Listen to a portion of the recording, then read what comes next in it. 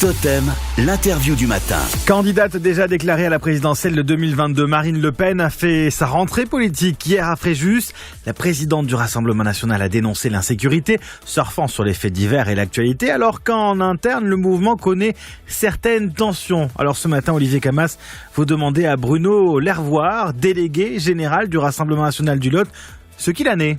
Bruno Lervoire, bonjour. Bonjour. C'est la campagne pour la présidentielle de 2022 qu'a véritablement lancée hier Marine Le Pen, avec un nouveau slogan d'ailleurs, Français, réveillez-vous. Oui, écoutez, elle a déjà annoncé il y a quelques mois qu'elle serait candidate à la présidentielle, donc c'est un petit peu la dernière étape avant les présidentielles, puisque dans 6 mois, il va y avoir les élections départementales et régionales, et en fonction des résultats qu'on aura à ce moment-là, on aura des grandes pistes pour les présidentielles. Marine Le Pen qui a mis l'accent sur le combat contre l'insécurité, alors c'est un thème classique dans votre formation politique, mais diriez-vous qu'il est particulièrement d'actualité après l'été, on va dire chaud qu'on a vécu? Marine Le Pen parlait d'un été meurtrier. Oui, exactement, elle a parlé d'été meurtrier. C'est vrai que ces derniers mois, on a eu énormément de faits divers qui se sont succédés, et des faits divers assez brutaux, et on a parlé d'ensauvagement. Même le ministre de l'Intérieur a parlé lui-même d'ensauvagement, c'est un terme que nous, on avait utilisé depuis des mois. Et oui, effectivement, la sécurité est une des thématiques qui intéresse le plus les Français en ce moment, notamment à cause de tout ce qui s'est passé ces derniers mois. Justement, cette polémique autour du thème d'ensauvagement de la société,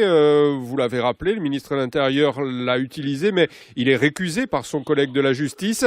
Laurent Jacobelli, le porte-parole du Rassemblement national, y voit la mise en avant précisément de vos idées. Est-ce que vous parleriez d'une sorte de victoire idéologique? Ah oui, quand les adversaires politiques reprennent les termes qu'on utilise, c'est que en sous-main, en fait, ils approuvent le message. C'est que, en fait, ils se sont rendus compte, certains, pas tous, Monsieur Dupond-Moretti, ministre de la Justice, s'en est pas rendu compte encore, visiblement, ou alors il ment aux Français. Mais les autres se sont rendus compte que ce qu'on dit depuis des années s'avère vrai, et que les Français, de plus en plus, vivent des faits divers qui se succèdent et des agressions, des fois barbares. Vous dites que le ministre de la Justice ment aux Français. Lui dit que c'est Marine Le Pen qui ment aux Français sur les thématiques en question. Oui, ça c'est après une guerre sémantique. Qui est qui ment? Il suffit de regarder les chiffres. On regarde dans tous les départements, ne serait-ce que chez nous dans le Lot, la criminalité et la délinquance sont en augmentation constante depuis quelques années. On a de plus en plus d'agressions, de viols, d'agressions sexuelles, de coups et blessures gratuits. Donc il suffit de regarder les chiffres et on verra qui ment.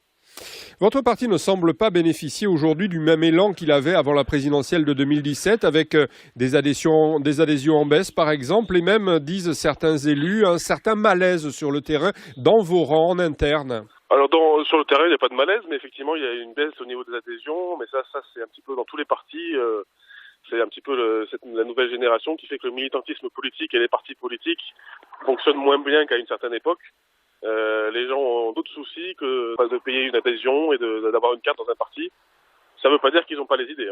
Bruno Lervoire, le délégué général du Rassemblement national du Lot, était ce matin notre invité. Merci beaucoup et bonne journée. Merci à vous. Totem, l'interview du matin.